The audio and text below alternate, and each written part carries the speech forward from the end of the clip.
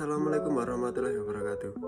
Kami dari kelompok 5 ingin menyampaikan hasil diskusi kami yang berjudulkan Perilaku dan Kekuasaan Pemimpin.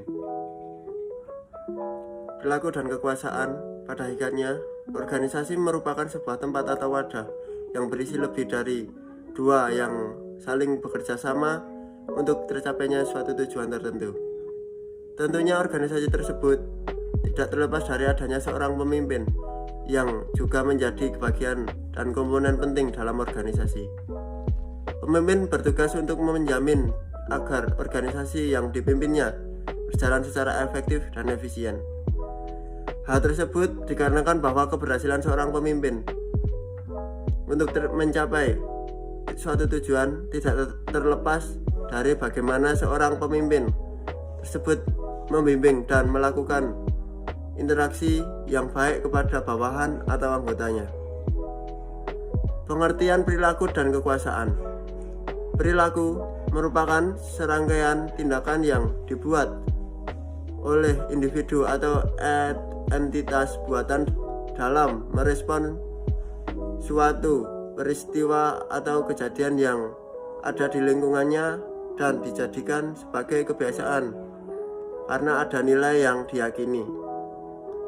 Arti dari kekuasaan merupakan sebagaimana kemampuan seseorang atau sekelompok manusia untuk dapat mempengaruhi tingkah laku seseorang atau kelompok, sehingga tingkah laku yang dihasilkan sesuai dengan kemauan dan keinginan orang yang mempunyai kekuasaan tersebut. Untuk sumber kekuasaan menurut Friends dan Raven pada Doha 2010. Yang pertama, ada kekuasaan paksaan. Kemampuan ini timbul dari diri seseorang yang mempunyai kemampuan untuk memberikan hukuman atau menjadikan yang positif terhadap orang lain. Kemudian yang kedua, ada kekuasaan ahli. Kekuasaan ini timbul daripada diri seseorang karena ia memiliki keahlian, keterampilan atau pengetahuan khusus dalam bidangnya. Kemudian yang ketiga ada kekuasaan legitimasi. Kekuasaan ini timbul pada diri seseorang karena orang tersebut mempunyai jabatan yang tinggi pada divisi atau bagian tertentu serta mempunyai kekuasaan yang kuat. Jadi yang kekuasaan legitimasi ini lebih kepada jabatan yang lebih tinggi dan mempunyai kekuasaan yang kuat. Kemudian yang keempat, ada kekuasaan referensi. Kekuasaan referensi adalah kekuasaan yang dimiliki oleh pemimpin karena pemimpin tersebut memiliki karisma atau kepribadian yang menarik. Jadi ini lebih kepada penampilan pada seseorang pemimpin. Kemudian yang kelima ada kekuasaan penghargaan. Kekuasaan penghargaan adalah kekuasaan yang dimiliki pemimpin bersumber dari kemampuan pemimpin untuk memberikan hadiah, penghargaan atau upah kepada bawahannya. Yang selanjutnya, next slide, kita ada perilaku pemimpin efektif. Perilaku pemimpin efektif ini berfokus kepada mempelajari jenis-jenis perilaku yang paling berpengaruh terhadap peningkatan kinerja bawahan. Jika siapapun melakukan perilaku sesuai dengan asas kepemimpinan, maka orang tersebut akan menjadi pemimpin yang sukses. Oke, untuk pembahasan selanjutnya ada beberapa perilaku seorang pemimpin yang dinilai dianggap paling efektif untuk diterapkan di sebuah organisasi. Yang pertama itu ada direktif. Direktif ini merupakan perilaku dari seorang pemimpin yang digunakan untuk memerintahkan orang lain atau bawahannya untuk melakukan sesuai dengan perintah atau keinginannya sendiri, meliputi pemesanan, atau yang kedua ada permohonan, yang ketiga memberikan saran baik dalam kalimat yang berbentuk positif ataupun negatif. Yang kedua itu ada partisipatif, merupakan perilaku yang digunakan oleh seorang pemimpin untuk memberikan kesempatan kepada bawahannya untuk terlibat dalam mengambil sebuah keputusan serta meminta beberapa masukan dan saran atas pekerjaan yang ada di dalam sebuah organisasi tentunya. Yang ketiga itu ada suportif. Suportif ini merupakan perilaku pemimpin yang lebih terpusat kepada orang atau bawahan untuk menunjukkan sikap hormat serta adil terhadap bawahan, tidak memandang kasta ataupun memandang pangkat itu, serta menerima dengan baik hasil yang diperoleh dalam sebuah organisasi. Jadi kalau di organisasi itu mendapat sebuah pencapaian yang terbilang belum maksimal, maka harus diterima oleh semua anggota termasuk pemimpin tersebut. Yang keempat, yang terakhir, ada achievement oriented. Merupakan perilaku seorang pemimpin untuk mendorong bawahannya dalam mencapai sebuah prestasi yang tertinggi di dalam pekerjaan. Jadi pemimpin ini berhak atau memotivasi, mendorong semangat di dalam sebuah organisasi tersebut terhadap bawahannya untuk mencapai sebuah prestasi yang dianggap tinggi, seperti organisasinya berkembang menjadi lebih besar ataupun berbagai macam penghargaan yang diterima oleh sebuah organisasi tersebut. Mungkin cukup. Kriteria pemimpin yang baik. Pimpinan merupakan seorang yang penting perannya di dalam sebuah organisasi.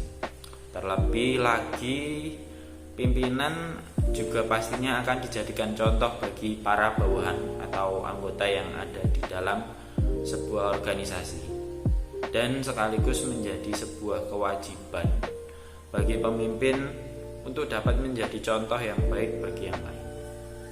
Pemimpin seperti pemimpin perusahaan, manajer, bos, atau yang biasa kita sebut sebagai atasan, memiliki spektrum alat untuk membuat karyawan melakukan apa yang perlu dilakukan.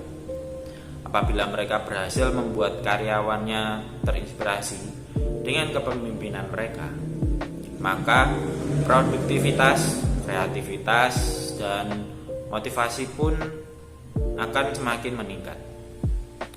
Ada beberapa deretan pemimpin Indonesia yang sangat menginspirasi. Mereka bukan hanya menginspirasi rakyat Indonesia, namun juga warga dunia. Tokoh-tokoh pemimpin tersebut diantara lain: 1. Ir Soekarno, 2. adalah Dr. Andes Muhammad Hatta, selanjutnya Sultan Syahrir, dan B.J. Habibie. Dan bukan hanya pemimpin yang berkecimpung di dunia politik, mereka yang menjadi pemimpin di dunia korporat juga mendapat banyak sorotan dari para karyawan dan anak buahnya yang tiada henti mempelajari dan mencontoh sikap kepemimpinan yang dapat diambil dari tokoh-tokoh hebat tersebut. Yang selanjutnya adalah beberapa kriteria pemimpin yang baik.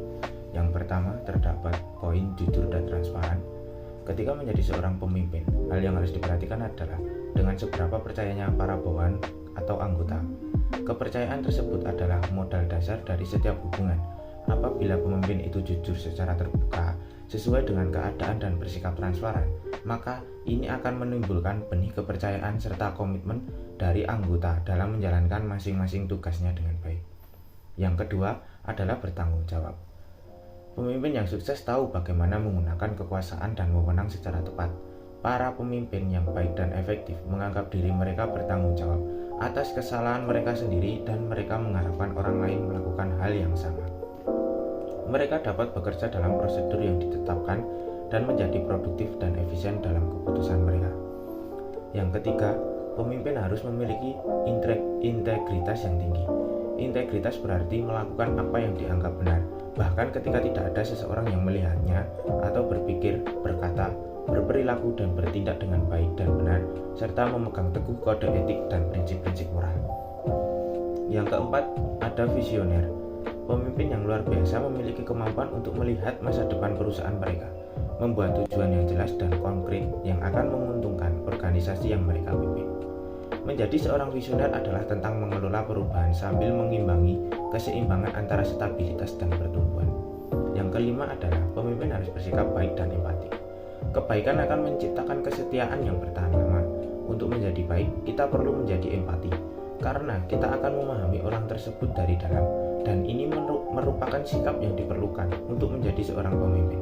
Jika seorang pemimpin mempunyai sikap yang baik dan empati, maka para anggota yang bekerja di bawah perintahnya akan setia bersama dan yakin untuk terus melangkah maju demi berkembangnya sebuah. Saya akan menyampaikan presentasi yaitu fungsi 1. Fungsi kepemimpinan. Fungsi kepemimpinan dibagi menjadi 5, yaitu 1. Fungsi instruktif. Pemimpin memberikan suatu perintah kepada seseorang atau anggota kelompok dengan jelas sehingga orang yang diperintah melaksanakan tugasnya dengan baik. Fungsi konsultatif. Pemimpin memiliki gaya kepemimpinan yang menganut kebiasaan mendengarkan pendapat atau pertimbangan bawahannya sebelum mengambil keputusan. Fungsi partisipasi, sebuah fungsi di mana suatu keterlibatan mental dan emosi seseorang dalam mencapai sebuah tujuan bersama dan turut bertanggung jawab di dalamnya. Fungsi delegasi, pemimpin menunjuk perwakilan atau utusan dengan proses penunjukan secara langsung maupun musyawarah. Yang terakhir, fungsi pengendalian. Pemimpin mampu untuk mengendalikan semua aktivitas atau pekerjaan anggotanya. Next, kesimpulan.